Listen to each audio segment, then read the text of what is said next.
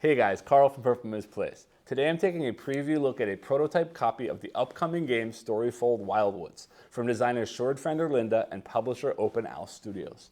This is now the fourth game from this publisher. The first three games that you might be familiar with are Stars of Icarios, which you can see down here, then Mythwind, followed up by Stone Saga, which still is coming soon, or fulfillment is coming soon from a previous Kickstarter. These games are all really big, cooperative campaign style games, and this one now for the first time from this publisher is not just cooperative, but it is solo focused, solo only narrative adventure style game. And I was really excited, obviously as someone who runs a solo focused YouTube channel, to get a chance to check out the prototype copy of this game. Now, quick disclaimer, as you might expect, since this is a preview of a game that has yet to come out, I have been given advance access to this game by the publisher. But with that said, let's head down to the table to see how this one plays, and then I'll meet you back up here to let you know what I think. All right, so this is going to be slightly different than a lot of my videos. First thing I want to point out is this is a prototype copy of a game just about to hit Kickstarter, which means it's very likely that things, both physically and mechanically, change in this game during and even potentially after the campaign, the Kickstarter campaign, has ended. But more important than that, this game is designed that you don't really need to read a rulebook before diving in. There is a prologue chapter included in this that you sort of play through, and it teaches you the rules. So for this playthrough, I'm going to play through the entire prologue chapter as if I was opening the box for the first time. Now that's not true. I have played through the prologue and chapter 1 once through already, and chapter 1 is the only regular chapter included in the prototype copy of this game, but I have gone ahead and reset everything, so it is as though I am opening this prototype for the first time. The only thing that I have pulled out of there that you won't see on camera is a letter to content creators with a little bit of information and so on about the game. So here we go. This is the box here, Storyfold Wildwoods. So opening it up, the first thing we see here is a little story that says, "Fear is a guide, but so is love," the raven replied softly, folding its wings. And in the box then, we've got the game itself, which is this sort of spiral book, which I'll open in just a minute. We've got some dice, we've got some tokens, and we've got 2 decks of cards labeled Prologue and Chapter 1.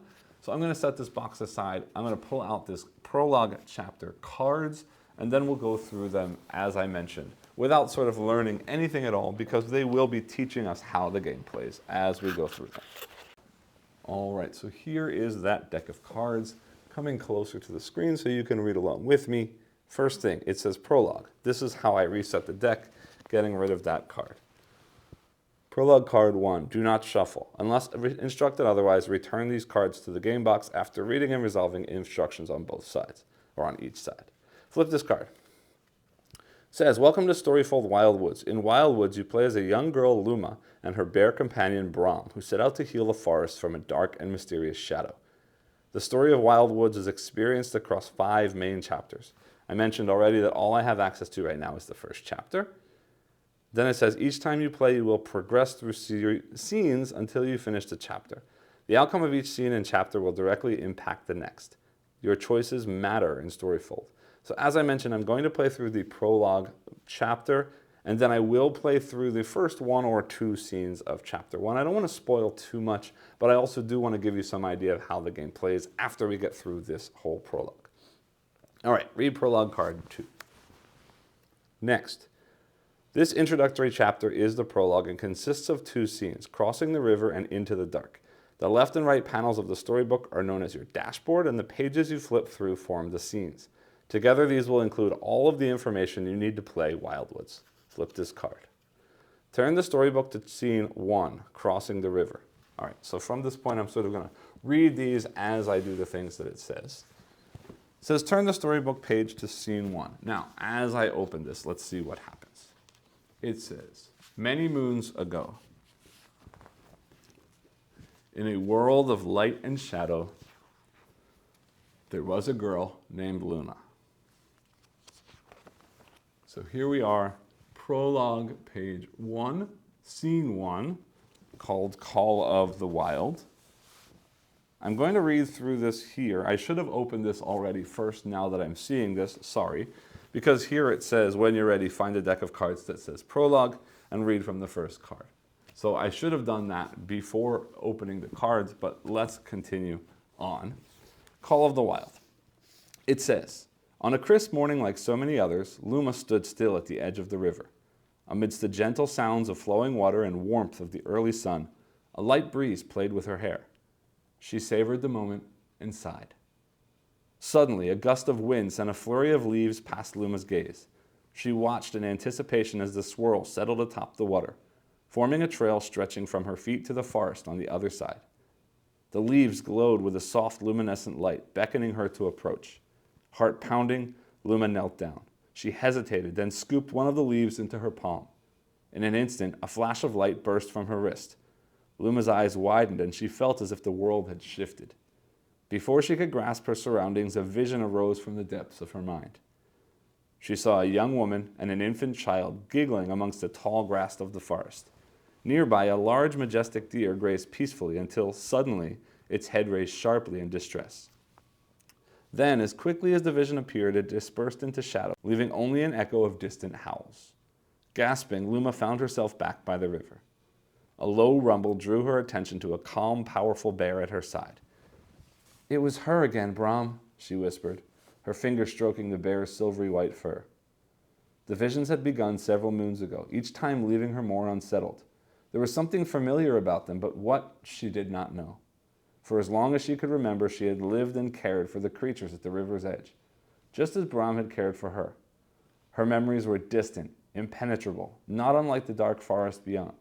But now something was stirring, a festering change that had spread from the forest.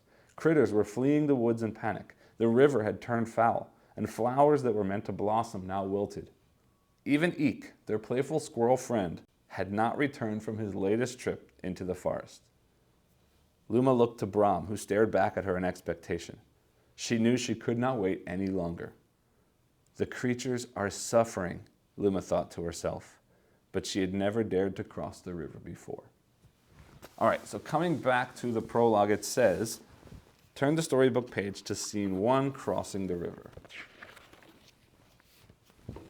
And we do get a little bit of story here as well that says, fitting this back on the screen a little better, despite her apprehension, Luma followed Brom as he edged towards the river and the path of glowing leaves. The vision was still fresh in her mind, and she couldn't help but think of the deer. It had seemed so frightened. Fear began to swell from somewhere deep within and pushed against Luma's heart. She reached for Brom's fur, grasping tightly as together they stepped into the water. So coming back to my prologue deck, it says, the top page of every scene includes some story text, which I just read, instructions for setup, shadow effects, and outcomes for how you win or lose the scene. So for now, I've read the story text. I need to follow the setup instructions for crossing the river. So first it says, all of the cards needed for this prologue chapter are included in this prologue deck. Be sure not to shuffle it, follow the instructions closely in order to learn how to play. Each chapter will include its own deck of cards to be placed in the story space, which is right here on the left side. It says, place the entire prologue deck in the story space on the left of the dashboard, or on the left dashboard. After the prologue, only each chapter story cards will be placed here. And then it says, draw prologue card 3. All right, prologue card 3 says, throughout the prologue, you'll be instructed to take certain cards from this deck and place them on or around the storybook as indicated. Take the Luma card, Luma and Brom, and place it in the Luma space on the left dashboard so that the Luma and Brom side is face up. So here's that Luma and Brom card. It says, Luma is brave and kind, a child of light. She is guarded by Brom, a fierce old bear with a loyal heart. So that gets placed right there. Then it says, take the Brom card with the protect side and place it below the Brom space on the left dashboard so that the protect side is face up. And I'll explain what that does later when we get into gameplay, but I'm going to stick that right there. It says underneath, but then it's going to hang off the screen, so just to save some space, we'll stick it like that. Flip this card. It says, next, take the 4 action cards, Explore, Light, Help, and Heal, and place them below the storybook in the order shown below, which is Explore, Light, Help, and Heal. And I'm going to place these out, but I want to check as I'm placing them, if these fit on the camera, I realize now that these can't really be overlapped because I need those numbers on the screen. But it looks to me like if I slide things up just a tad, those are all on the screen in a way that can be read, both top and bottom actions, so we should be okay. The rest of that goes for there right now. It says the 4 numbered spaces, 3 plus, 4 plus, 5 plus, and 6 plus, and the 3 blank spaces, minus, minus, minus over here, or nothing, nothing, nothing, is called the river. The start of the river begins at the 3 plus position, and the end of the river is to position immediately to the right of the last card, which is over here. As you play, cards will move and slide within this river. Prologue card 4. Take the shadow card Lost and place it in the shadow space on the left dashboard. So this is shadow 1, it says Lost. So that the lost side is faced down. Okay, goes there. Take the 2 explore cards, Berries and Mud, and place them face down into the explore area over here on the right dashboard in any order. Then flip this card. Take the 2 creature cards, Wildwoods and Cry, and place them face down in the creature space on the right dashboard with the Cry card on top, like that, over here. Take all of the crystal tokens and place them in the crystal space here on the right dashboard. Take all of the stun tokens and place them in the stun space right here, and then read Prologue 5. So let me go put the crystal tokens and the stun tokens out like that. Then moving on to Prologue card 5. It says, take all of the location markers and place them in the location marker area on the board, like that, and then take the 5 action dice, 8-sided, and place them next to the used dice space on the side. So these are the 5 action dice, and those will get placed over here off to the side of the screen. Then flip this card.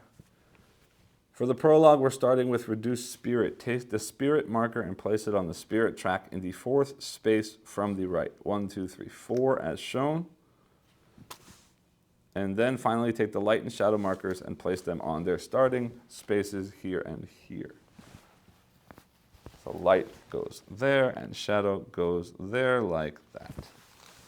It says, we are now ready to begin playing. As Luma, you will play through the scenes by exploring unique locations, healing corrupted creatures, helping various critters, and attempting to bring light back to the forest. Depending on the choices you make as you play, your journey through the Wildwoods will be made easier as you help restore the light, or more difficult as the shadow closes in. The top page of every scene describes the 2 ways in which a scene can end. Either you win the scene or you lose the scene. For this prologue, you will successfully win the scene if the light marker reaches the center of the Wildwoods track, right down here, and then you have resolved the onwards location, which is right over here. Let's get started. Prologue card 7. Each turn consists of 2 phases, the Luma phase and the Shadow phase. During the Luma phase, you control Luma's actions. Each Luma phase begins by retrieving all action dice from the used dice space and placing them in front of you. These are your available action dice. So I'm going to take those dice and I'll just set them over here to remember that's what I've got available to me. Then, the Luma phase continues by performing actions until you've used all of your available action dice. The actions you can perform are represented by 4 action cards: Explore, Light, Help, and Heal. Each action card has 2 abilities, a top ability and a bottom ability. So first we're going to focus on learning how to use the top abilities for these cards. To perform an action, you'll first choose an action card and pull it towards you. Next, you'll select either the top or bottom ability on the card and the target of your attempt. Finally, roll any number of your available action dice and attempt to gain successes. Let's see how this works. For your first action, let's choose the Explore action card. So I'm going to take that Explore action card, pulling it towards myself. And it says it allows us to resolve Explore locations found in the scenes, which you'll see here are these purple colored scenes that match that card. Scenes contain both Explore locations and Help locations. These are Explore, these are Help, the light blue ones. Some locations are connected by a line like this, requiring you to resolve them in order from left to right. Using the top ability of this Explore action, as you can see right here, says gain successes to resolve 1 Explore location. We're going to attempt to resolve the explore location cross, which requires, as you can see here with these 2 purple dots, 2 successes in order to succeed. So when we are rolling to attempt to get successes on one of these locations, I get to choose how many dice to roll. Now, according to Prologue card 9, it says, since we need at least 2 successes to resolve this location, let's choose to simultaneously roll 3 of the dice to attempt to get 2 or more successes. Because my Explore action card is currently in the 3+ location of the river, every die I roll, or each die I roll, needs a result of 3 or higher to count as 1 success. Now it says here for the prologue, throughout the prologue only if you don't roll enough successes, you may roll again until you do. They'll explain later what normally happens if you fail to roll enough successes. And I will do that as well. I'm going to assume that every roll that we have right now is a success, just so you can see how things work, and that's how the prologue plays out. So we'll do it. Rolling anyway, you can see here with a 1, 3, 6, I did get 2 successes because those are both 3 or higher. So we are successful. Then it says, hooray, you've rolled enough successes to resolve the cross location. So we're going to place one of these location markers at that location like this to indicate it's been resolved. Locations with a location marker cannot be resolved again. Now it says here, draw story card 1. So as this prologue card explains, it says when a location is resolved, if there's any text below that location, immediately resolve it and follow the instructions. So this one does say draw story card 1. So we would be drawing story card 1 from the story space, placing it in front of you and flipping it over to reveal and read. And we see a cold splash. Brahm entered the chilly water without hesitation. For Luma, the bracing cold was a reminder that home, along with its warmth and safety, would soon be behind them. Brahm paused to glance at Luma and with an encouraging snort faced forward again. Whatever awaited for them on the other side, they would face together. On play, draw 1 creature card, then rate prologue card 11. So that gets out of the game. We're drawing 1 creature card. So it says here, the on-play effect of story card 1 instructs us to draw 1 creature card. We're going to take the top creature card from the creature space, right here, and place it in front of me. Then flip it over to reveal the creature, which is our cry. A corrupted cry. Many creatures of the Wildwoods are under the influence of the shadow. These creatures will take away your spirit and disrupt your plans. To finish the action, flip this card. When a creature card is drawn, you immediately play it by resolving the on-play. And the on-play here says the end of river. Means we're going to place this card face up at the end of the river. Remember, the end of the river is the first open space to the right of the cards that we already have in the river. Then it says, to finish the action, first return all of the dice you rolled. So these dice get put into the used dice area. Then slide all of the cards into the river so that there are no gaps. So the card we just played comes out of the river. Everything else slides down so that there's no gaps. And then finally take the action card you chose and move it to the end of the river, like that. Flipping the card. You still have 2 available action dice so we can perform another action. This time, let's choose the help action card, this blue one here, to try and resolve the untangle location here. It says it requires 1 success based on the 1 blue dot. It says help locations allow you to ask the critters of the Wildwoods for assistance or even to help them in return. Some locations like untangle are not required to win the scene but provide additional rewards if resolved. So again, we're going to slide the help action towards us to say that we're taking that action. It's currently in 4+, so we need to roll a 4 or higher to count as a success. We're going to use both of our dice as it shows here, rolling and hoping to get a 4 or higher, which I did here with the 6. Flipping the card, it says, wow, you did it. Place a location marker on the untangle location. Done. The text below the untangle location instructs us to gain 2 crystals, so we're going to take 2 crystals. Crystals contain the spiritual gratitude of creatures and critters and can be used to add additional successes to your rolls. When gaining crystals, take them from the crystal space and distribute them freely on top of any of your 4 action cards. For now, let's choose to place them both on the light action card. And until spent, those crystals will stay on those action cards as they move around in the river. But moving on, it says, finishing this action, once again returning all of the rolled dice to the used dice space, sliding all the cards in the river to fill in the gaps, placing the card we used at the end. Again, this process is called cleaning up the river. Now that you've used all of your dice, it's time to begin the shadow phase. During the shadow phase, the corrupted creatures of the Wildwoods attempt to drain you of your spirit and disrupt your plans.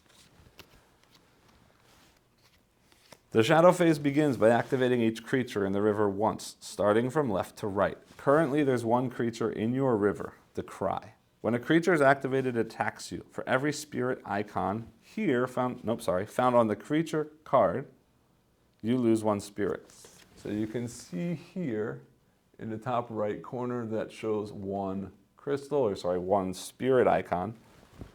Means we're going to lose one spirit. So this is going to slide one space to the right like that. Then, if you're ever instructed to lose more spirit than you have remaining, you're overwhelmed by the shadow. When this happens, you must continue losing spirit from the start of the track. Means up here. It's going to loop all the way back here and continue losing spirit. And then draw a shadow card. Shadow cards represent Luma's inner turmoil. If you're ever forced to draw the final shadow card, lost, you lose the chapter.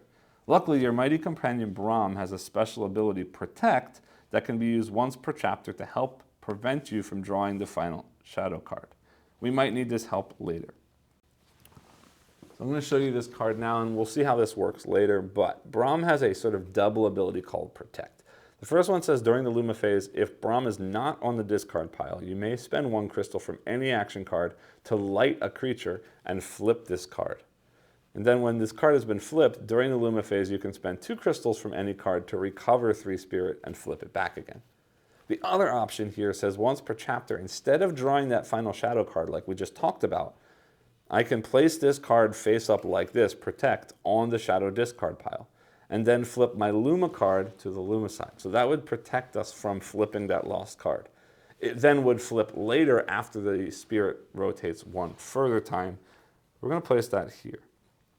And I'll show you how the Luma card flips when we take care of that, because that will come out during this prologue. All right, so moving on. Finally, follow the after activation effect on the Cry card, which says move one space towards the start of the river. So when a card enters the river or moves into a position that already contains a card, it forces the card to move to the right, sort of cascading through that river. So the Cry is going to move, one space to the left, pushing that heal card one space to the right, like that. After all the creatures have activated, the shadow phase continues. Advance the shadow marker here one space towards the center of the Wildwoods track. And remember, we said that if we get this light to the middle and finish this second scene, we finish this scene and win. But if this ever makes it to the center here, we are going to lose. Now, it says, after advancing the shadow marker, I'm skipping ahead. Flipping that. After advancing the shadow marker, look above the space to see if there's an icon. There is a shadow effect icon. Some spaces on the track have unique icons that trigger various effects, which are described here. So it says here we're going to draw one creature card because of that. So we are drawing one more creature card, which is the Wildwoods, and it says on play 6+. So it's going to go into the 6+ slot. So those 2 slide down, and that one goes right there like that. And we do have to be careful because that has a 3 spirit. So if that's there later on, it's going to do some serious damage to our spirit. Then after advancing the shadow marker and resolving the effects, the shadow phase ends. It's time for another Luma phase to begin. Start the Luma phase by retrieving all of our action dice from the used dice. Then for our first action, we're going to use the light action this time. Lighting a creature is a helpful way to prevent it from attacking you, stunning it momentarily with a flash of brilliant light. So the top action on the light card says gain successes to light one creature. To light a creature, we're going to pull that down and choose the creature we wish to light. Now I just told you that the Wildwoods has a 3 spirit attack. So that is the one that we want to block, that we want to sort of pause for the turn. So we're going to choose that one. After choosing the creature to like, we're going to look to see how many yellow circles there are on the bottom left of the creature card. So you can see down here, the Wildwoods card only has one yellow circle, so we're only going to need one success to light that creature. The light card currently in the 3+ position, so we only need one success at 3 or higher to get there. So we're going to roll 2 dice, because that's what the prologue tells me to do. We could instead spend crystals, but we can only spend crystals to increase the number of successes, and you'll see how that works later. So we're going to roll 2 dice, and I did get 1 success. Here is 3+. So, success. When you light a creature, first move it to the end of the river, then place a stun token on that card. So the creature is stunned. Now when the creature activates during the shadow phase, you will not lose spirit. Don't forget to finish your action by cleaning up the river. These dice go away, those gaps close up, and the action we played goes to the end of the river. So all these slide over one more time. Like that. It says, remember, until crystals are spent, they will stay on their action cards, so they moved as well. I just want to point out here, too, that there's no real meaning that this cry card is in the first position. It simply means it's taking up that 3+ slot, which means all of our other cards are going to require higher values on the dice to get a success. Next, Prologue card 19. You still have 3 available action dice. Yes, I do. So let's attempt to heal a creature from the shadow by choosing the heal action. And the top action of the heal card says gain successes to heal 1 creature. To heal a creature, you must gain a number of successes equal to the number of red circles on the card. And we're going to try and heal the cry card this time, which means that we need 1 success because of the 1 red circle. And healing creatures is how we get them out of the game. The light is action that we just took is only going to block them for a turn, but healing removes them from our river so they stop hurting us. So again, we are in a 4+ position, so we need a 4 or higher. We need 1 success to heal. So we're going to roll all 3 because that's what the prologue tells me to do. And I did roll 2 6s, so we did get 2 successes. I only need 1. So we have healed the cry. When you successfully heal a creature, remove the creature from the river and place it face up in the creature discard pile. Then gain the number of crystals found on the bottom right of that card. So you can see down here there's 1 crystal, so I will gain 1 crystal. And I get to place it wherever I want to. The Prologue card instructs me to place it on the light card along with the others. Each card can contain a maximum of 3 crystals, so I can't place any more on that card later on. Then we're going to clean up the river, sliding everything down like that. And we did just heal, so heal goes to the end of the river. There. Moving on, Prologue card 20. It's now the shadow phase. The only creature to activate is this Wildwoods, but because the Wildwoods has a stun token on it, instead of losing spirit, we're just going to remove that stun token. Then we still follow the after activation, which says end of river. So that's going to go to the end of river. And then finally cleaning up, those all slide down like that. Then continuing the shadow phase, this does advance 1 more space. No shadow effects on that space. You can see there's nothing printed above that area. So now the start of another Luma phase. Retrieve all of your dice. These should have been placed there after I used them. Coming back. Each action card also has a bottom ability. So now we're going to take a look at the bottom actions on each card. For example, the heal card's bottom ability allows you to recover 1 spirit for every success gained. And recovering spirit means that moves to the left. But for now, let's choose the explore card and attempt the bottom ability. The bottom ability here says, for every success, draw 1 explore card, choose 1, and discard the rest. So again, 3+ is what we need to roll for successes. We're going to roll 2 dice, and it says here roll 2 dice and get 2 successes. So regardless of what I roll, I did it anyway. There's a 3 and a 6, 2 successes. After the prologue, whenever you attempt the top ability of an action card and fail to gain enough successes, you can always choose to perform the bottom ability instead using whatever successes you rolled. If you fail to get any successes, the attempt fails completely. Then, instead of performing the ability, you'd clean up the river as normal and continue with the Luma phase. So you don't get any sort of negative penalties for failing an action. You simply move that action to the end of the river, which means it's going to be more difficult or even potentially impossible to take that action on a following turn. Now, because I attempted the bottom of that card and I gained 2 successes, I'm going to draw 2 explore cards. So you can see here berries and mud. I'm going to set those there for a second as we read the next card. There are 2 types of explore cards, boons and banes. Boons can be used to aid you in your adventure and banes will hinder you. So we're going to keep the berries card because it is a boon, which means it will help me. Whereas the mud card is a bane, which would hurt me. And because we took the explore action, it says draw 1 explore card for each success, keep 1 and discard the rest. So we got to draw 2, but we're keeping 1. So let me show you what the mud card does since we're not going to keep it. It is a bane. It says on play, move all creatures 1 position towards the start of the river and then discard it. Well, we're discarding it anyway because we are selecting to keep the berries boon. And it's going to get placed down here below the first boon slot, but I just want to show you what it says first. Recover 2 spirit, play during the Luma phase, then discard this card. So I'm going to set that down here in our first boon spot. And then, cleaning up the river, that goes to the end. These slide down like that. It says your boon cards stay with you and are only removed if you use or discard them.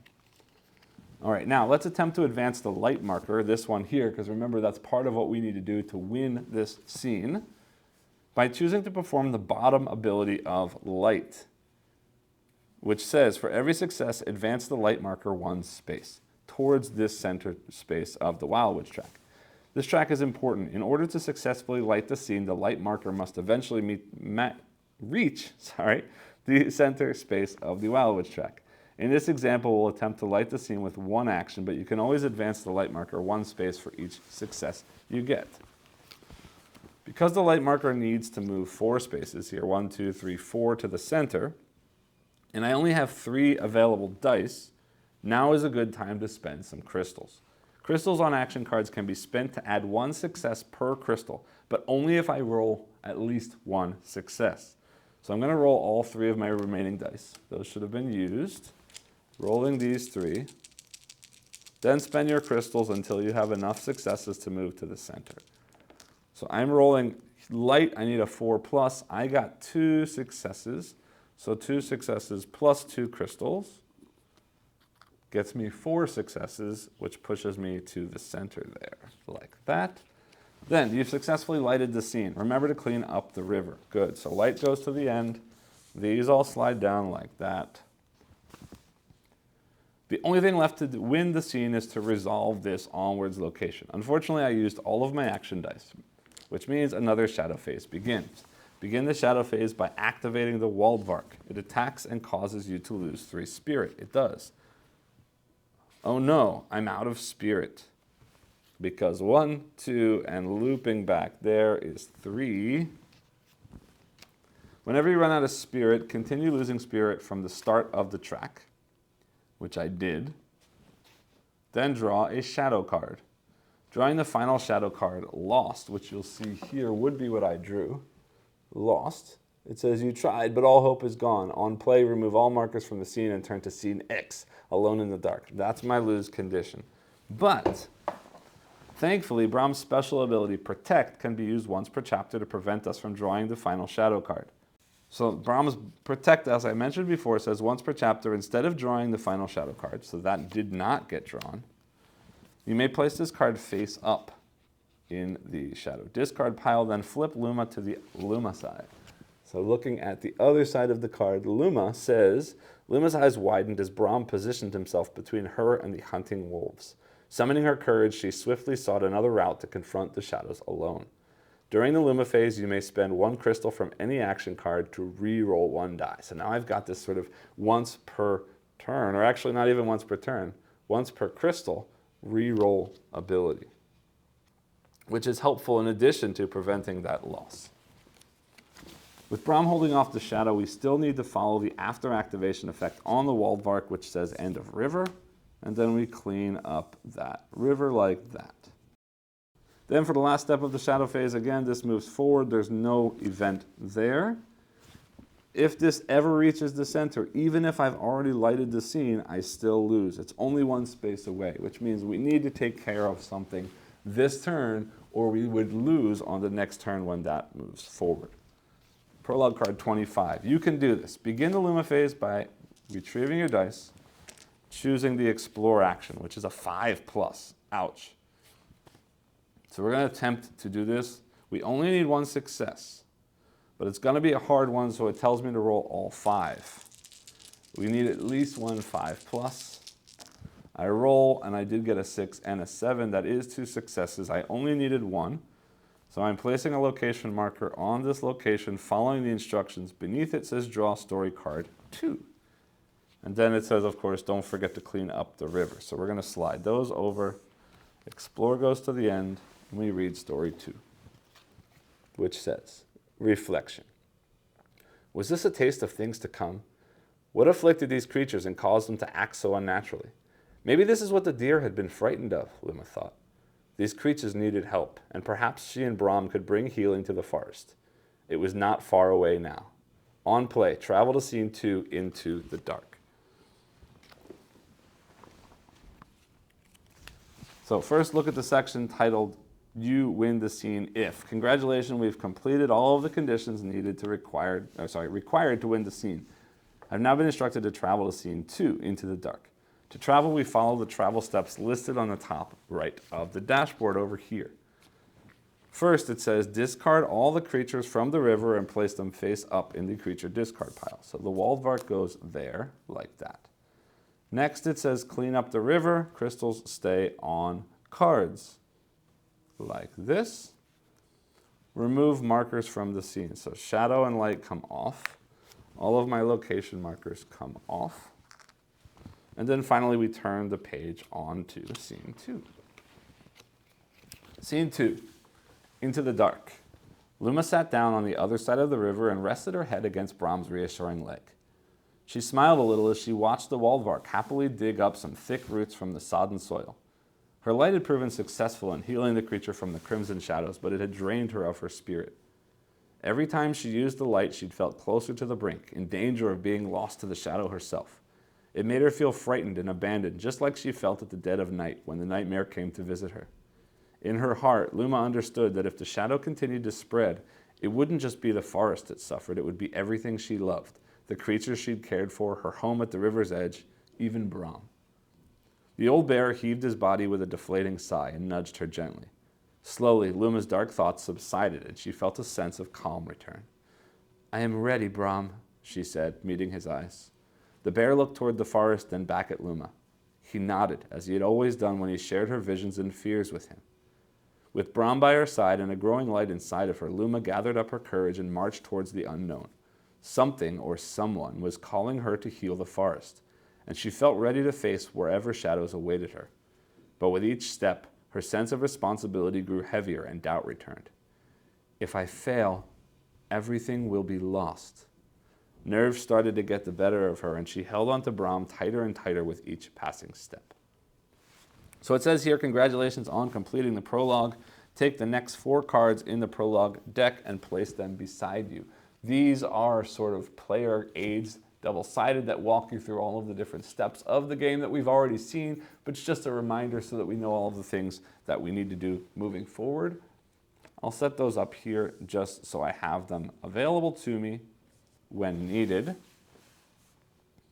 Then it says, if you ever need help, refer to the included rulebook. The game does come with a rulebook. I haven't gotten access to it because they're still working on it, but there will be a rulebook for referencing when needed through gameplay. But as you've seen, the prologue has already walked me through all of the rules of the game. I know how to play it now. So it says now, keep the Luma, Braum, and 4 action cards in your play area. These will continue with you from now on.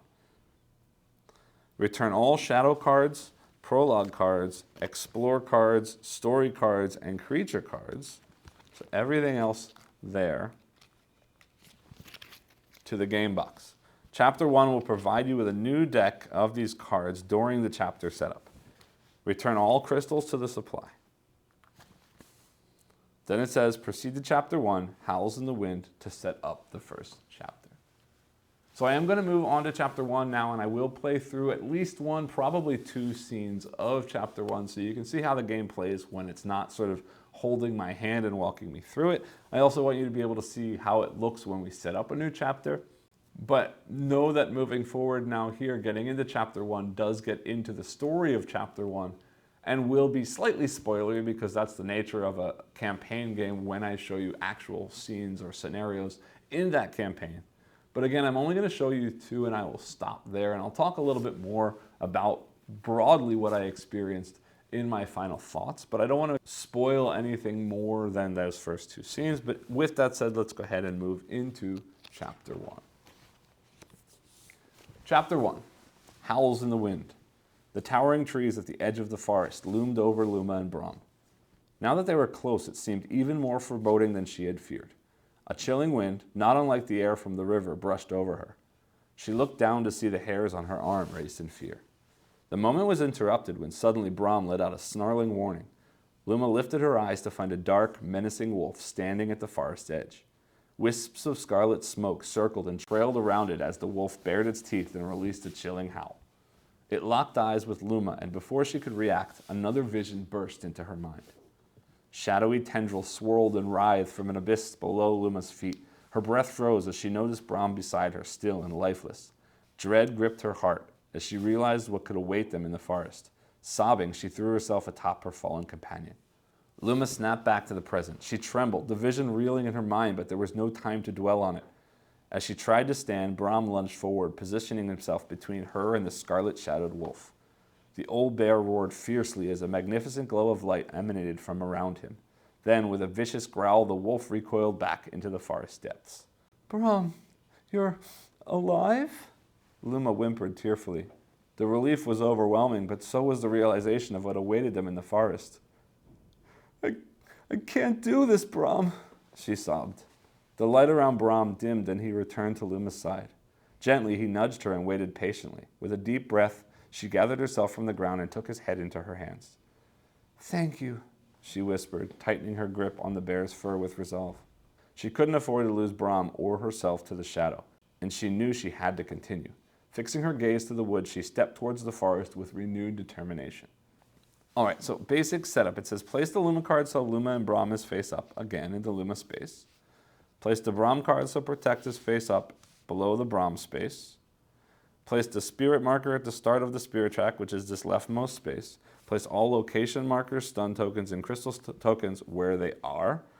Place the 5 black dice next to the used dice. Chapter 1 setup. Retrieve the Chapter 1 deck from the game box. Place Chapter 1 story cards face down in the story space, ordered 1 to 7. So I've got 1, 2, 3, 4, 5, 6, 7 cards. Go in that story space like that. Then place the Chapter 1 shadow cards face down in the shadow space, ordered 1 to 3. 1, 2, 3, like that. Goes into the shadow space. Then take the Hope Explore card and place it face up. So we've got a bunch of Explore cards. I need to take the one Hope, which is here, placing that face up below an available boon space. This card, just to show you, Hope says I'm going to move 1 action card to the 3+ position in the river, making something easier to achieve. That's going to go there in a boon space. Then shuffle and place the remaining Explore cards face down in the Explore area. So giving that some shuffling, placing that deck here in the Explore space. Take the following creature cards: 2 times Cry, 2 times Voss, 2 times Cater. So the rest of these are creatures. I need 2 Cry, 2 Voss, and 2 Cater. Shuffling them and placing them face down in the creature space, like that. Then place the remaining creatures face up in the discard space. Draw shadow card 1, immediately resolve its on play effect, then discard the card in the shadow discard space. And then we're going to turn to scene 3, Adder Gate, and our adventure begins. So first things first, draw the first shadow card, which you'll see now is not an instant loss. It says Fear. What if you end up all alone in the dark with nobody to help you? On play, lose 2 spirit.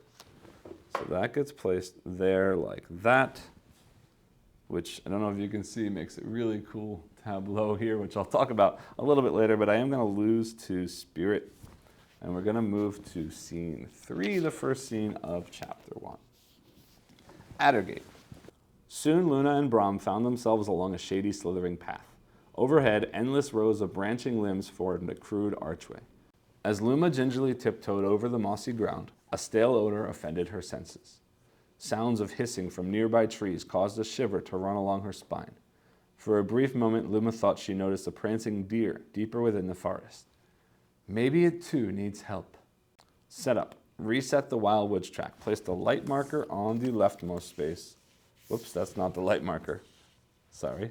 Light marker on the leftmost space and the shadow marker on the right. Place the 4 action cards in the following order. Well, light does that anyway. Light, help, explore, and heal, like that. Start play with the Luma face. Sorry. Search the creature discard pile for 2 adders and bring them into play. Both of them on play says end of river. So both of those will go to the end of river. They're both 2 spirit. After activation, they go back to the end of the river.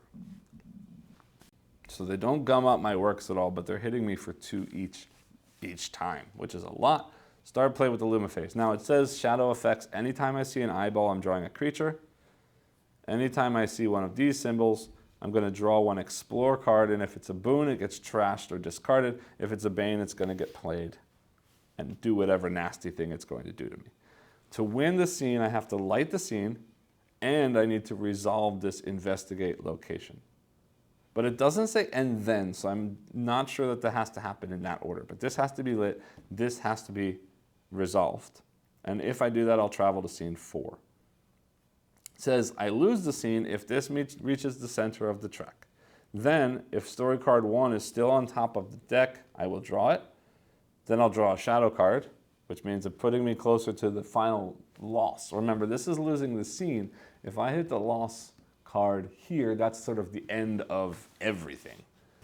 Then 3, travel to scene 4. So either way, if I win or lose, I'm traveling to scene 4. Either way, I'm definitely going to see story card 1, which happens from this investigate, if I do it.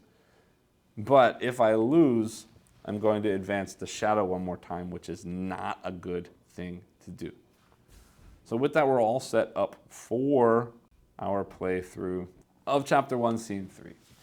All right, then we have to think about what we're doing. My first explore says pass, lose 2 spirit for every adder in my river. So I kind of want to get rid of those before I do that, because otherwise I'm going to lose 4 spirit just for doing that. I need to move the light forward. I also need to deal with these, not just getting rid of them, but blocking them, because they're going to do their own 4 spirit damage every turn. My 2 help actions or help locations this time are search, which lets me draw 3 explore cards, choosing 1, and fetch, which retrieves all of my action dice from the used dice, excluding the one I just rolled. That's pretty cool. So if I do a bunch of stuff and then do fetch for 1 success, I can pull everything back again. All right, so anyway, I have these 5 dice. Let me move these around like this. I don't want to do anything crazy. So I want to do lighter help so I don't have to aim for big, high stuff. I've got 5 dice available to me. Let's start with light. I'd love to push up, but I don't think I'm going to right now. I think I want to light a creature. They're both 1s, so I'm just going to roll 2 dice. Maybe pushing my luck. Rolling 2 dice, I need 3 or higher once. I got an 8, so we're going to light one of them, which means lighting a creature They get stunned and move to the end of the river, which doesn't really mean anything. I might as well hit that one. And then that moves to the end of the river. Like that. Again, I don't want to do that until I get rid of something. I see heal coming later. Now I could try and get a bunch of crystals. Or I could try and resolve this to get an explore card, which could be really good to do. Or, no, because heals a 5+ is not worth it. All right, you know what? Yeah, I'm going to be silly. I'm just going to roll 1 die for help. Trying to search. I need a 3 or a higher on an 8-sided die. I got good odds, but there it is. Good. 7. Draw 3 explore cards, choose 1 and discard the others. Bane, Bane. Great, they're all Banes. That's horrible. On play, lose 3 crystals, which is fine because I don't have any. On play, if you haven't lighted the scene, retreat 2 spaces, otherwise lose 2 spirit.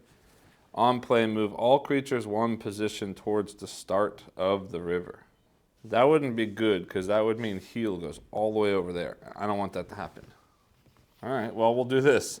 On play, lose 3 crystals. It doesn't say if you don't have crystals, do something else. So I'm going to choose that. It stinks that I didn't get anything good for my Explorer. That location is now blocked, which means I can't use it anymore.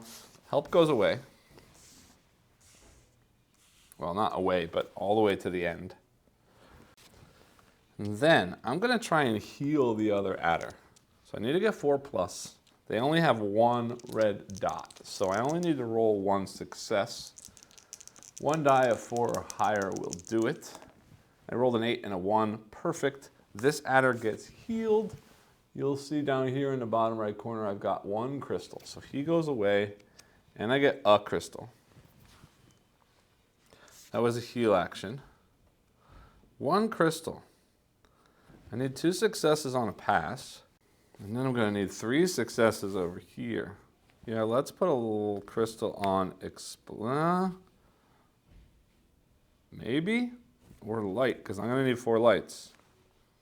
Yeah, let's put a crystal, on light. Those slide over like that, like that, like that. That's the end of Luma phase. We're into Shadow phase. We've got the adder who's stunned. Not stunned anymore. Moves to the end of the river. We clean that up. This moves forward 1, which is the eyeball. Eyeball says draw 1 creature card, which is a cater. And cater says on play 4+, end of river after activation, and draw 1 explore card. If it's a boon, discard. If it's a bane, play it. That's not fun. All right, so they go there, which is annoying. Then, those were done. I get all of those back again. I still kind of want to do that. I'm not going to get rid of that adder anytime soon. They're doing 3, which is not horrible, but I can auto move something to a 3 position. Means I could move the heal there, try to heal the adder, and then explore. Let's do it. I don't know if that's smart, but I'm going to move heal to that spot with hope. Rolling 2 dice. I need 1 success to heal that adder of a 3 or higher. I did, and 8 and a 7 is great. The adder is healed, which means I get another crystal. And I'm going to put that on Explore just to make things a little bit safer. Heal goes to the end.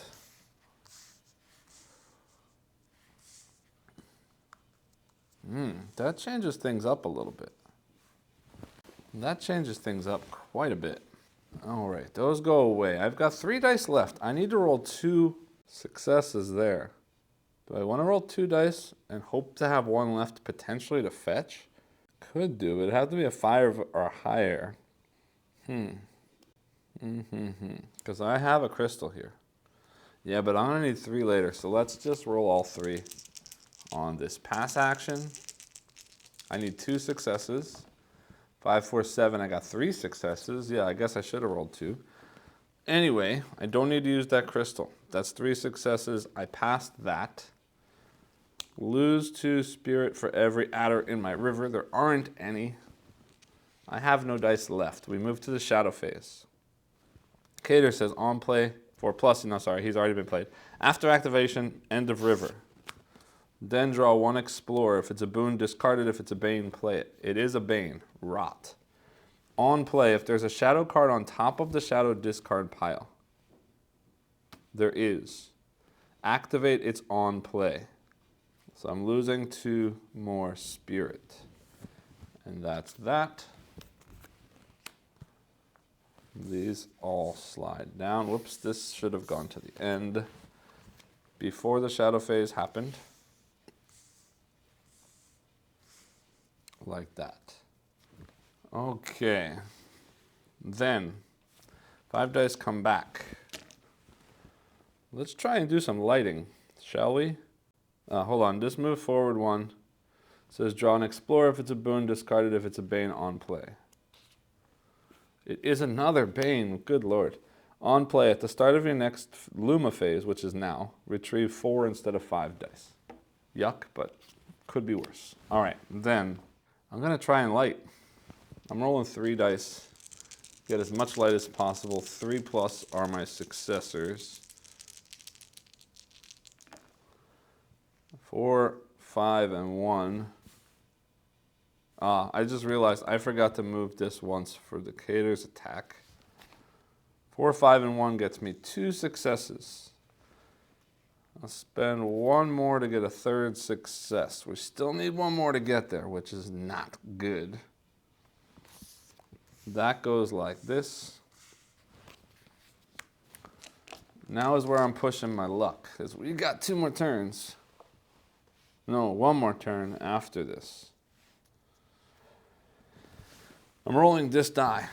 I need a 3+ to get to the fetch, means getting all action dice from the used dice space, which means I would get my 5th back, which is great.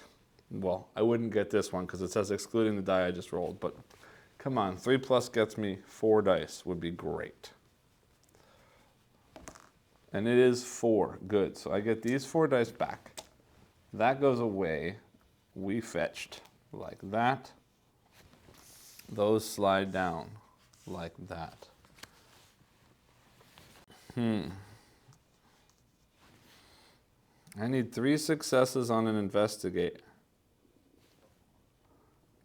Yeah, no. I'm going to use 1 die to try and heal this creature. Because it'll get me a crystal if I do. And it'll make the explorer easier. I want to investigate. So I'm using 1 die to heal. Come on. 5. Good. All right, then. This healed creature is gone. I get a crystal. And that crystal, I only need 1 more light.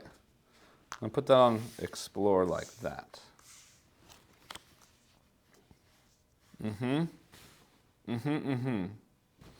3 more dice.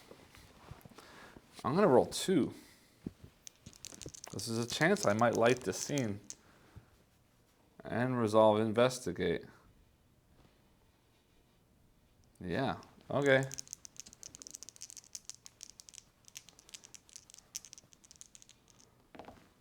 3, 3, 3. I only need to spend 1 crystal. That goes to the end. I investigate. It says gain 2 crystals, then draw story card 1. I'm going to put the crystals on heal so I can potentially start recovering these, and on light so I can potentially in the future turns get to the center faster. Then draw story card 1. Story card 1 says Guardian. Luma reached for the deer only for it to vanish into a funnel of leaves and shadow. As she plucked a leaf from the air, it sparked another vision, the majestic creature valiantly warding off a pack of wolves, defending the young woman and her infant child from the shadow. It says search the creature discard pile for the Nightmare and shuffle it with the top 2 creature cards. Then place these 3 cards face down on top of the creature deck. All right, so in here somewhere is a Nightmare. And we're going to take that and shuffle it with the top 2 creature cards, like this. And then we're going to place those 3 cards on top of that creature deck like that. Those go away. These slide down. And now I'm going to take one big Hail Mary. I think if I fail, this is going to get all the way to the end, which is going to be a big problem. But I'm going to try anyway. I need a 3+ on a single die. And of course, I rolled a 2. Bye-bye light. Now, we might be able to do some stuff in a minute. Nah, it's fine. Means there's no creatures there. This moves forward, which does draw 1 creature, which is a Cater, again, on play at 4+. That's not good, except that.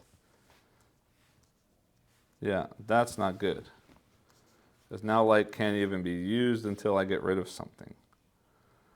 And the next one is going to be the end of me. All right, so we're going to do this. This is not good, guys. All right, yes it is. I'm going to roll 2 dice to try and help. I need 1 success to get rid of the Cater, which is a double success. So that goes to the end. Cater is dead. I get a crystal. And I'll put that on Explore. Maybe? No. I'll put that on Help. Then we've got 1 on each. Those all slide down. So now my light's at a 5+. I need 1 success. I can't risk it. I'm rolling 3 dice. I need 1 5+ to win the scene. Otherwise, I lose the scene. Go. Yeah, 5, 7, 5. That's 3 successes. That pushes to the middle. And I've now investigated here and I've lit the scene, which means I succeed. And it says travel to scene 4. Remembering when we travel, we discard creatures from the river. There aren't any. Clean up the river. The river's been cleaned up. Hold on. No, it's not. I did light, so light should have switched like that. Then remove all markers from the board or the book like that. We turn to the next scene, scene 4, Willow Creek. A sudden cacophony of shrieks and squeals filled the air around Luma and Brahm. Critters of all sizes scattered frantically over the forest bed, pursued by tendrils of shadow and menacing creatures. Luma stiffened, unsure of what to do. Fluttering wings alerted her attention to a cloud of flatterats above. She watched as they swooped down and sank their claws into a massive wildvark, dragging it into the enveloping fog. Moments later, the boar reemerged from the darkness, its eyes ablaze with malice. Reset the Wildwoods track. Place the light marker on the leftmost track. Yep. Place the shadow on the rightmost. Search the creature discard pile for a Wildvark and a Flatterat and bring them into play in that order. So we've got a Wildvark and a Flatterat, but we have to follow their on play. Wildvark says 6+, means he goes there. And Flatterat says end of river like that. He moves to the end of a river on after an activation. The Flatterat doesn't move. It's just going to stay in the back there forever. It also says as long as this card is in your river, even when stunned, you cannot play any crystals. Looking at our shadow effects this time, this diamond fishy looking one says if there's no Flatterat in the river, search the discard and bring another Flatterat into play. Which is sad because it means my crystals are basically useless because every round there's going to be Flatterat coming back. So if I want to kill it and do something, I can, but otherwise, ouch. And anytime there's an eyeball, I'm going to draw a creature card. I win the scene if I light the scene and resolve the rescue location, in which case I travel to scene 5. I lose the scene, obviously, if this reaches the middle. I'll draw a shadow card. And yeah, it says something about a 10-sided die. We'll figure out what that means later. My locations. Following my explore track, I've got Wade, which says place all my available dice into the used space but gain 2 crystals. Hide says move 1 creature to the end of the river and draw story card 2. And Rescue says if there's a Flatterat in the river, discard it, don't gain any crystals, then draw story card 3. And up here I've got Dispel and Distract. Dispel says advance the light marker 1 space, then draw 3, explore, and choose 1. And Distract says rearrange any cards in the river except for the help card. Because obviously when you used it, the help card goes to the end anyway. All right, then what are we gonna do here? We've got to heal one creature. Hold on, let's get our dice. I've got to heal. I could heal creatures, I could also heal myself, but there's still quite a bit of stuff here. Flatterat's 2, Wildwood is 3, that's 5 if I take the damage. I don't really want to do that. But unless I'm using a crystal this turn, there's no reason to get rid of the Flatteret because it's gonna be there, except it prevents me from getting that 2. I'm not drawing another creature next turn, so I'm focused on the Wildwood. Needs 2 successes to kill, and I can't use crystals because of the Flatteret. Exploring takes 2 spaces. Place all your available action dice in the used dice space, then gain 2 crystals. Yeah, you know what? Maybe I am aiming at the Flatteret. All right. I am rolling 2 dice on a heal 3+ to get rid of the Flatteret, which takes 1 success.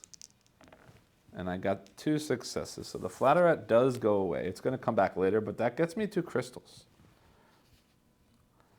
And I want to put the 2 crystals on light and explore. No, not explore. I'm placing them both on light. Because then I can go 1, 2. That's almost all the way up in one thing. Heal goes to the end. I've got 3 more dice to use. Now, I need 2 successes here. I can use that crystal, but once I do it, I'm losing any other dice that I have. So I might as well use all my dice. 3 dice, 3+ for a success. 3, 7, that's 2 successes without using the crystal. So I am waiting. Place all of my available action dice, I don't have any, into the used dice space. Gain 2 more crystals.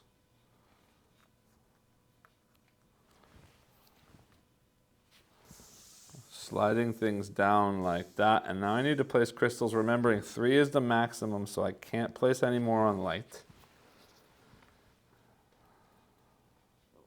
I'd like to get rid of some creatures. Heal 1 creature. Well, anyway, let me put 1 success on heal and 1 success on help. That works. Okay, that's the end of my turn. Shadow phase. Wildwood hits me for 3. 1, 2, 3. Ouch. He moves to the end of the river.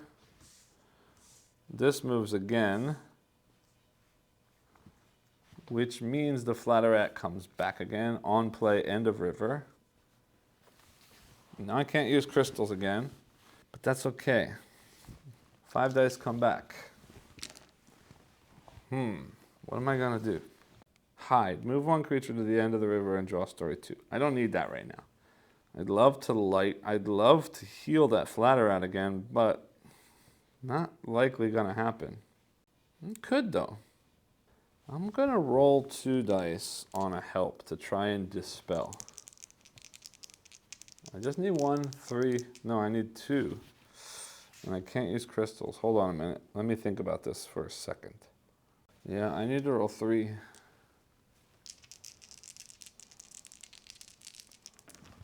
8, 7, 6, that was a waste, but it works. I dispel. Light moves forward 1 space.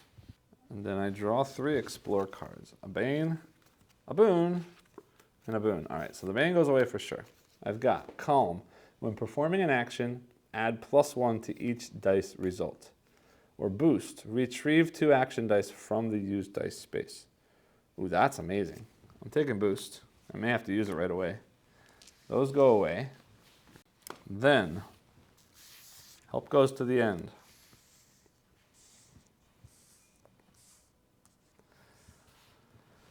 Retrieve 2 action dice. Flatteret's coming back if I don't do something with it. Yeah. I'm gonna try and heal the Flatteret. I need 1 success of 4 or higher. Please, please, please, please. Double 1s is not what I needed, guys. All right, then I'm gonna use my boost and we're gonna do something stupid. That gets me 2 dice. I'm rolling 1. Oh, no, I can't. Hold on. Stop. I can't. I can't. Heel goes to the end, unfortunately. I can't. Which means I'm going to get hit for 5 right now. I can't let that happen. So I am boosting anyway to take those 2 back. Yeah, that stinks. I want to at least stun the Wildvark. I need to at least stun the Wildvark. But I could do that right now too. Yeah, I'm pushing my luck. My luck has not been great, but let's try it. Light 1 to stun the Wildvark. And I get a 6. Cool. So he gets stunned and goes to the end like that. And then the light goes to the end like that. These all slide down. Like that. Now I only need 1 success to hide. So I'm going to roll 1 and hope that I get a 3 or higher. 4, correct, or success. I did. All right, move 1 creature to the end of the river. Yay. Flatterat goes to the end, which means other stuff comes back again, which is super important. This is going to go back in a minute, but first it says draw story card 2, which says, Squeaks and Shadows. Amidst the commotion, Luma dashed behind a large trunk of a nearby tree. Timidly, she peered out to find a tiny squirrel stranded near the water, squeaking for help. Eek, hold on, she cried, desperate to rescue her friend. On play. You may lose 1 to 3 spirit to retrieve an equal number of action dice from the used dice space. What do I get if I do that? An equal number of no. I'm not losing any spirit right now. No. The Wildvark is stunned, doesn't hit me, moves to the end of the river. And then Flatterat does hit me for 2, doesn't go anywhere. Okay, then this moves over 1. There's already a Flatterat, so that doesn't happen, but this one's gonna turn and it's a cry. On play, end of river. That's a 1, 1, 1, not a big deal. Although it's moving slowly forward, filling up my river, which is kind of annoying. But that's that. All right, so this comes, we get all our dice back. I need to move up 4 here, and I need to do this in order to win the game, and we've got 4 more turns. All right, so I really want this light to happen. I only need 1 success to get to there with these 3 if I use that. But I need to heal the Flatterat so that I can use these crystals. Rearranging, that means I need an Explore up soon. I kind of want to use this help just because. With 1, if I use 1, and then I use 2, and I use 2. Yeah, let's do that. All right. 1 die on help. I'm just going to aim for crystals. I got a 6, so I do get a crystal. And I'll put that on to Explore. Help goes to the end. They go forward like that. Then I need to kill the Flatterat using 2 dice. I only need to hit once with a 3+. Then I failed completely. That's horrible. I failed completely.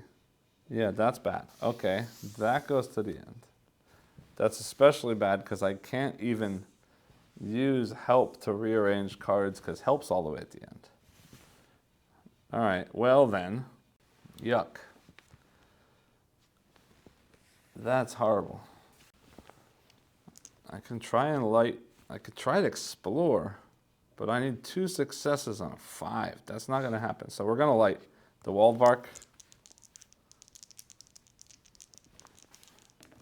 7 and 1, he does get stunned. Yeah, that stinks, guys. Real bad. This goes to the end, like that. These slide down, like that. Then, Flatter hits for 2. That's fine. Doesn't move. Wildwood hits for 3, but is stunned. Moves to the end.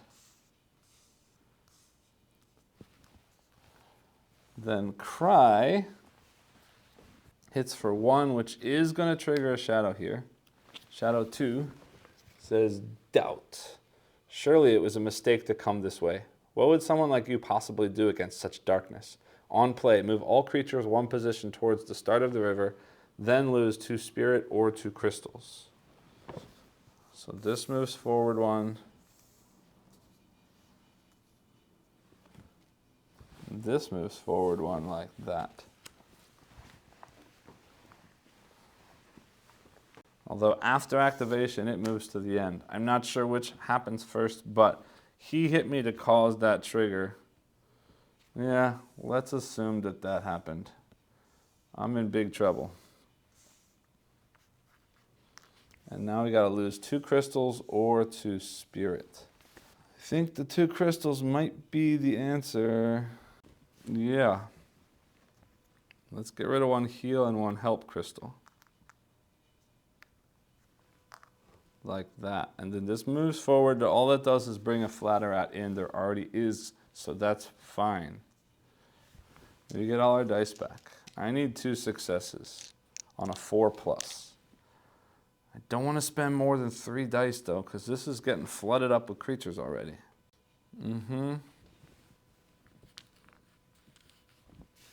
This Wildwood is a big problem.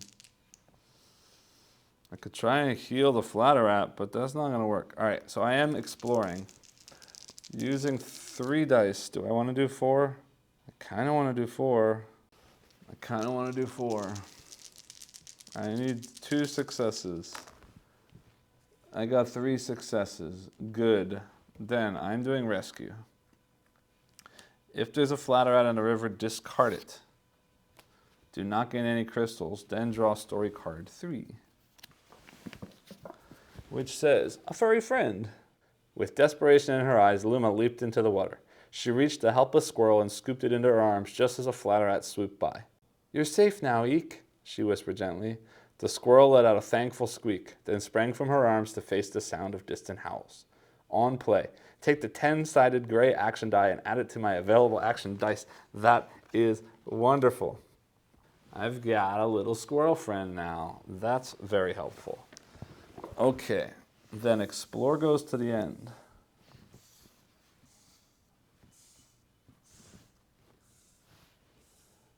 Yeah. And I can use tokens. You know what? I'm gonna, I'm pushing it.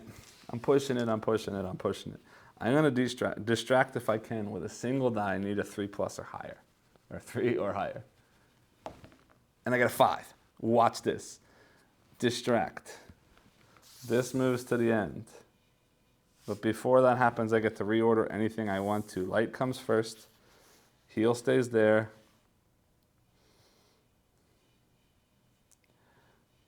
These go to the end. And then help goes to the end of that, like that. And I've got a 10-sided die. I need a 3 or higher. It's a 7 out of 10 chance. Come on, go. 4, I did it. Okay, watch this. That's 1 success, 2, 3, and 4. 1, 2, 3, 4, and I successfully win this scene. So I'm going to pause the video there, or stop the video there. I will continue playing through this second playthrough of the entire campaign, or not campaign, but prototype piece of the campaign, finishing up chapter 1, and then I will come back at the end and let you know my thoughts on the game. That said, while I'm here, I do want to take a look at the components. You've already seen the cards. This is a prototype, so I can't comment on quality of anything. You've already seen the visuals, everything on the screen. I have to say, I love the way that this game works. The presentation here is amazing. The way that the prologue was used to walk me through the rules is a great use of componentry. It's really cool how we have a sort of visual of the scene that we're doing right now, a story of the scene that we're doing right now. These two end pieces that stay there while the story is progressing, so I don't have to do anything here and things can be persistent from scene to scene. It's really, really well designed. Everything is very clear. All of the iconography is very, very clear, very easy to understand.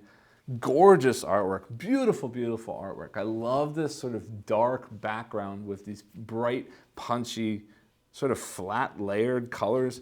Everything looks really cool. The dice so far are just regular dice, but they're chunky, they roll nicely.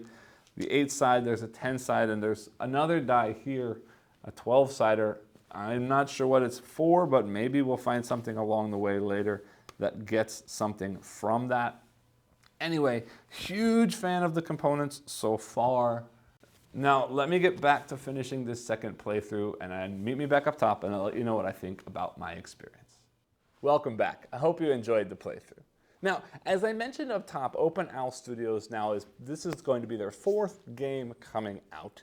And I have played everything that they've put out, or at least have played pieces of everything that they've put out. And in general, I'm a pretty big fan of what this studio has been doing. Their first game, Stars of Icarius, which you can see down here, is a sort of big box dogfight in space kind of game where you're rolling dice and using dice activations to move your ships around and fight off enemy ships, but also includes sort of in space and on planet exploration kind of adventure style narrative stuff as well, with also in the combat a little bit of sort of Gloomhaven inspired modifier deck stuff. In any case, I really enjoyed what I played, but it's a game that I didn't really get all that deeply into because it took up a lot of space, and at that time I didn't have a lot of possibility to leave a game out for an extended period of time.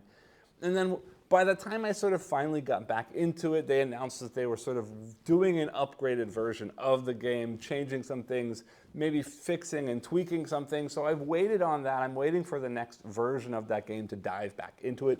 But from what I've seen, I really, really enjoyed it.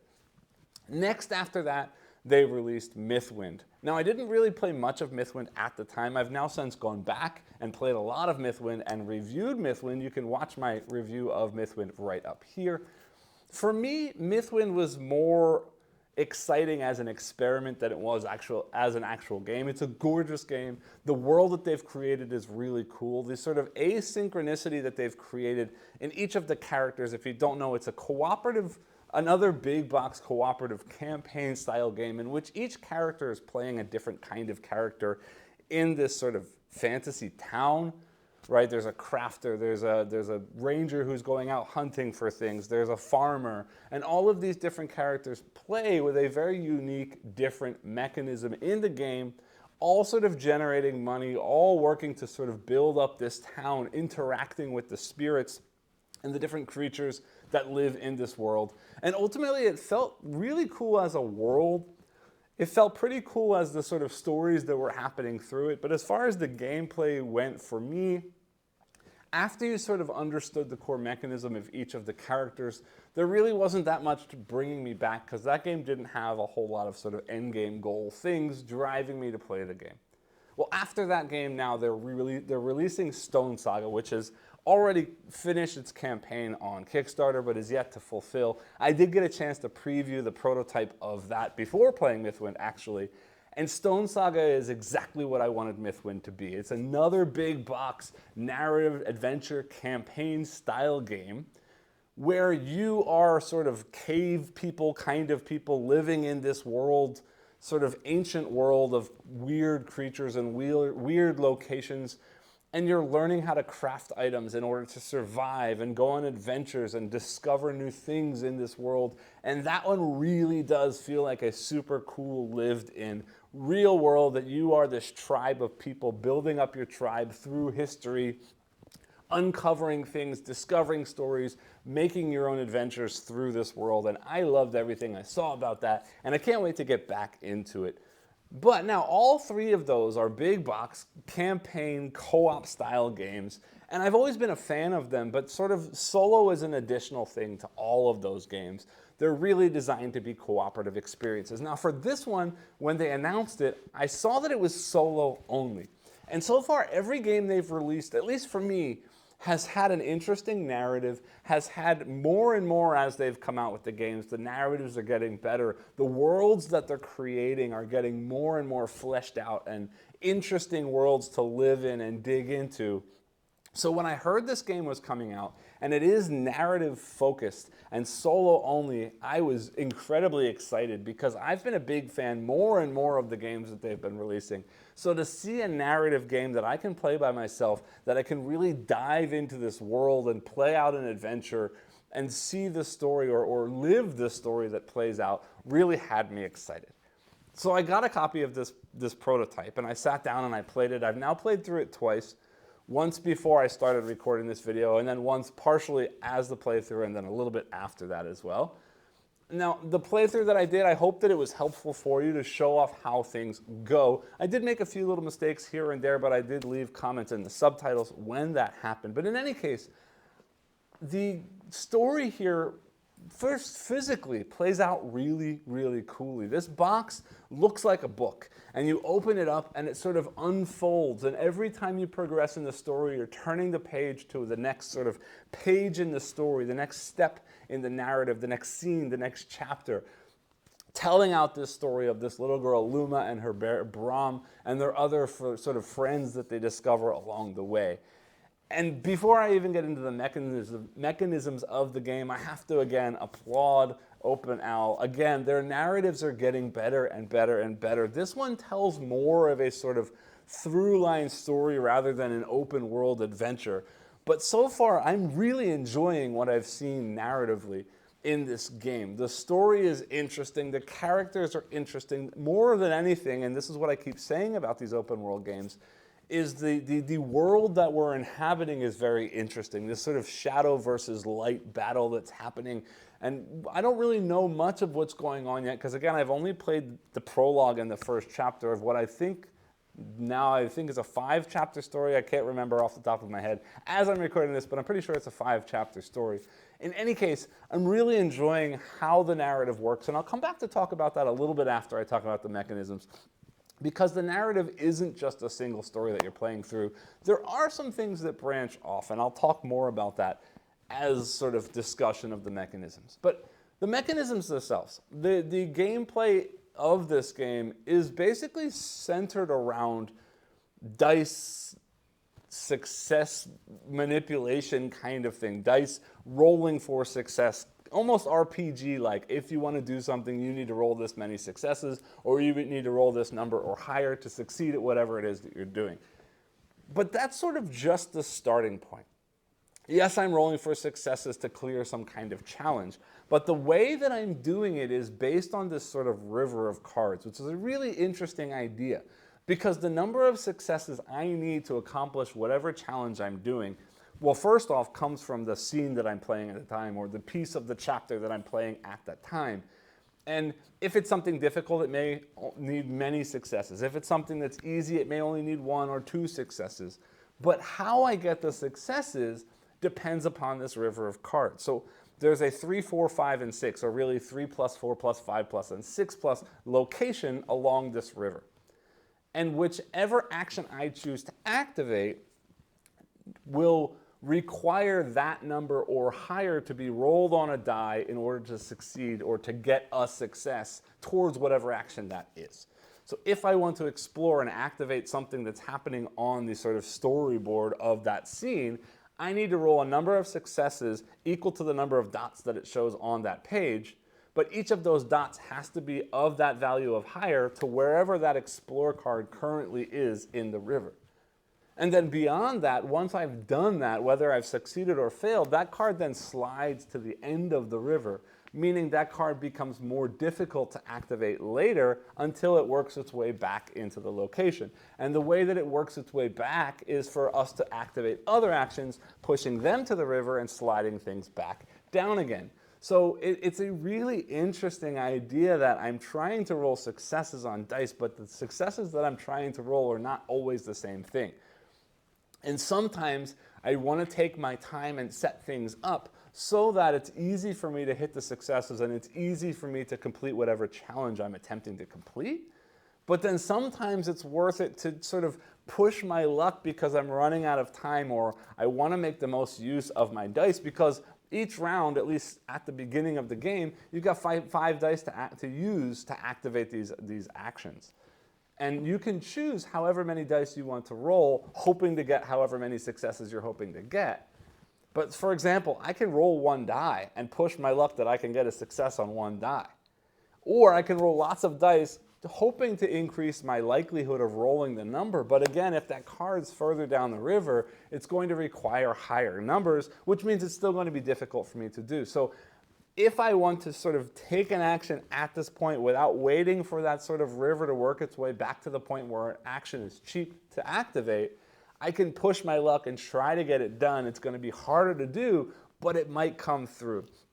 And that piece of push your luck in this game really adds to this flavor of this sort of narrative adventure, that you feel like you're struggling through this story and you need to do everything you can to get through this dark environment and push your way past these challenges. And sometimes you're just desperately crawling or clawing for something, and you roll the die and it happens and it feels so good. Meanwhile, sometimes you set yourself up perfectly for the situation. You roll the dice and they come up blank, and you feel the pain of the person in the story suffering, like, it should have been so easy, and yet still I got crushed.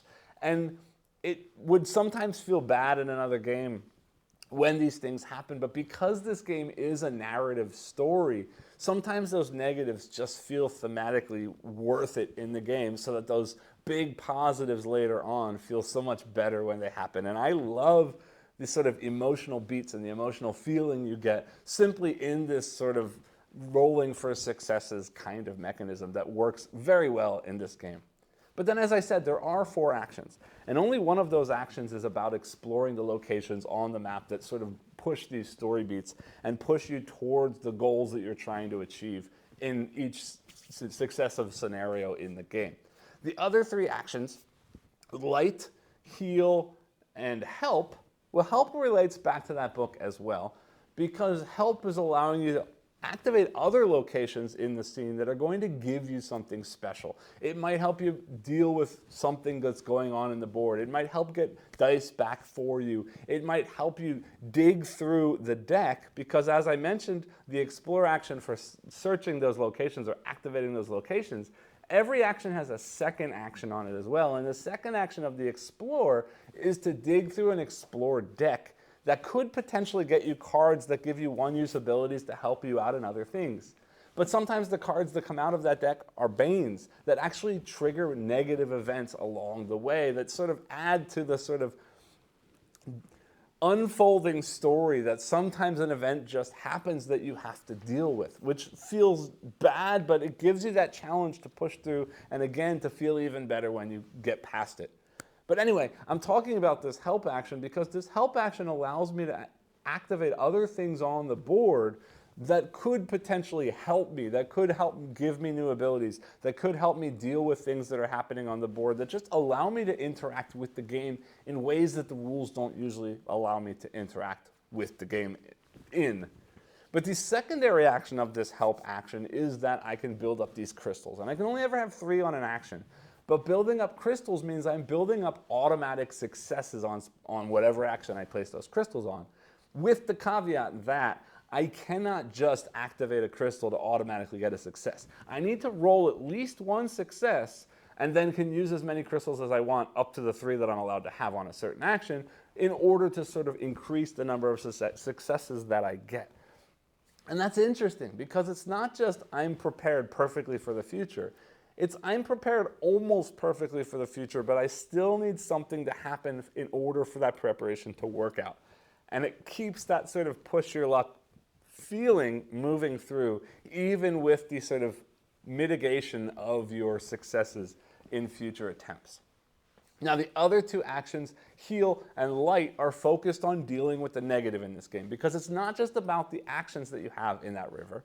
There are also enemies, these creatures that are spawning in the river that are slowly hurting you, that are taking away your spirit, these shadow creatures. And the shadow creatures, while they're in your river, at the end of every turn are going to damage you, or going to decrease your spirit level, and ultimately will finish the game, will destroy you, will end your journey in some way if you allow them to keep wearing you down. So the way that you deal with them is lighting them or healing them. If you light them, you're basically stunning them for one round. So they don't hurt you, but the sort of overall shadow threat still looms there and still ticks that clock towards the end game. But if you heal them, you're basically defeating them. You're getting rid of the shadow. You're turning them back into just sort of normal creatures that aren't looking to kill you, that aren't looking to damage you or hurt you or harm you in some way. And basically, those two actions work the same way, but they are two different action cards on that river. So sometimes you'll light and sometimes you'll heal based on the order of those cards in the river, but also each of these shadow creatures has a different value of sort of light and heal that you need to overcome with the number of successes from your dice roll. So sometimes it's easier to stun them by lighting the creature than it is to heal them. But remember that stun only lasts for one round, whereas the heal is going to remove that creature completely from the river, which is important because also while the creature's in the river, it's taking up a slot in the river. And there are only 4 slots in the river that can activate action cards. So if one of those slots has a creature in it, that means your 4th action is in a location that it can no longer be activated at all. In which case you really do have to manipulate things to get that action back onto the board so you can even take that action to begin with. And then some of these creatures have special abilities, like you saw in the video that I did, that may actually prevent you from using crystals, or may actually prevent you from doing certain things, or may actually increase the spirit track, or the sort of speed at which the spirit track decreases, and so on and so on. And they twist up the way that the game is trying to hurt you in some way. So there's this sort of evil thing that you have to deal with, this sort of crisis management that you have to deal with, while you're also working on this sort of dice manipulation, success-based challenge of moving the cards on the river, rolling to succeed in these challenges, and so on. Now, the bottom of the heal and the light cards are going to also be ways that you heal and protect yourself. The healing for yourself is moving back up on that spirit track, increasing your spirit, allowing you sort of to push further and harder through these challenges. Because remember, as the spirit track goes down, if it loops through enough times, that triggers the end of the game. So you have to prevent that from happening by healing yourself. And light is ultimately how you're going to win each of these scenarios. Because for the most part, each of these scenarios has a track at the bottom, with the light starts at one side and the shadow starts at the other, and whoever gets to the center first is basically going to win, but not quite, because for us, there's usually something else I need to do as well. For shadow, if they get to the center of the track, that's the end of that scene, and something bad is generally going to happen. So I'm rushing to get my light to the center and then trigger some kind of event, or trigger some kind of event and then light to the center in order to succeed in that scene. But just having my light in the center doesn't mean I've stopped anything, because the shadow can then overcome me in the center and still end the scene.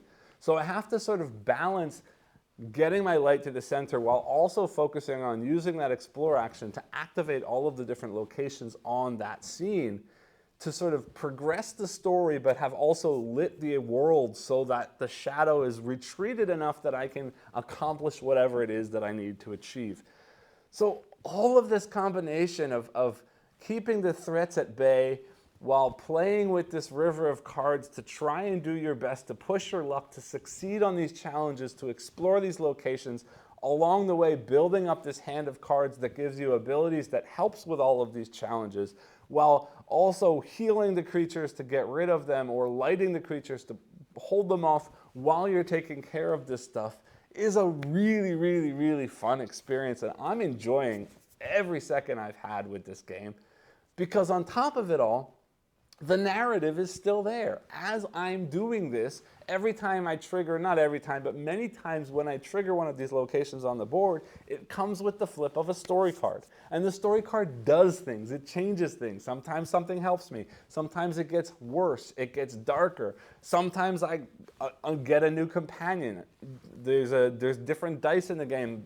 At least in my playthroughs, I've gotten one 10-sided die versus the 8-sided dice, which gave me a little bit of a leg up on some of the challenges I was trying to accomplish. So The story is evolving, events are triggering, things are happening as you play through. So the story is fun to read through, but it's also mechanically affecting the game that you're playing, and it's really, really fun to play through it all.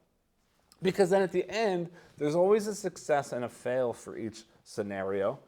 And then there's that looming threat of the shadow cards that if you ever get to the bottom are going to trigger a hard end to the story, potentially. I haven't seen how that works, and I really don't know how it's going to work in later chapters. Because if you play all the way to chapter 4 or chapter 5 and that triggers, does it send you all the way back? Does it send you back to the beginning of the chapter?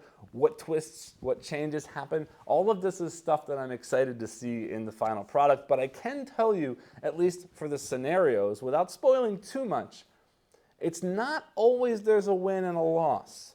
I've seen situations where I've lost, but it says if this has happened before you lost, then you get a sort of middling success.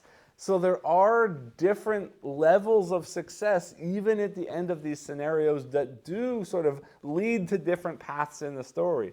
Maybe if you succeed, you turn to this page. If you fail, you turn to a different page. If you get some kind of middling success, you turn to a different page. Well, now you've got some branching storylines as well, which is really interesting to see. It's not just a through narrative. You are changing the world in the game as you play based on the things you've decided and based on the things you've accomplished along the way, as well as the things that the shadows have done to you along the way.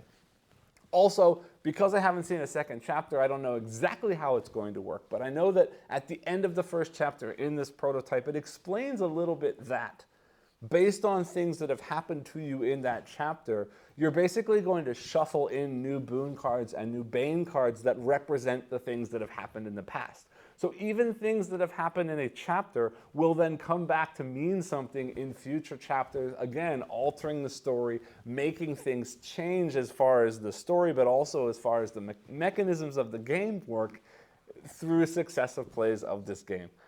I can't say enough positive about what I've seen here. I'm really, really enjoying it. Again, I've only played one real chapter with the prologue that's sort of a teach you as you play kind of chapter. So I'm really excited to see how the story expands, what other kinds of twists get added to the mechanisms in the game, and just what other kinds of surprises await me as I play through this. The other thing, this is called Storyfold Wildwoods. You'll see Wildwoods here is not part of the main title, which means if this game goes well, and I hope that it succeeds, because I assume this Storyfold system is going to become a system and we'll see new stories and new sort of adventures play out in this Storyfold system, which I am, again, really, really, really a big fan of. Open Owl Studios continues to impress, and every time they put something out, it's impressing me more and more and more. So this is absolutely a studio I'm going to be watching. I cannot wait to see more of this game, and I cannot wait to see what they've got coming up in the future. Again, this game is just about to hit Kickstarter as this video launches. I will put that link down in the description below so you can find it and check out the campaign for yourself. As always, I hope that you enjoyed this video. I hope that it was helpful for you. And if it was, I do ask that you please remember to like, subscribe, and click the bell icon below. And I'll see you all next time. Thanks.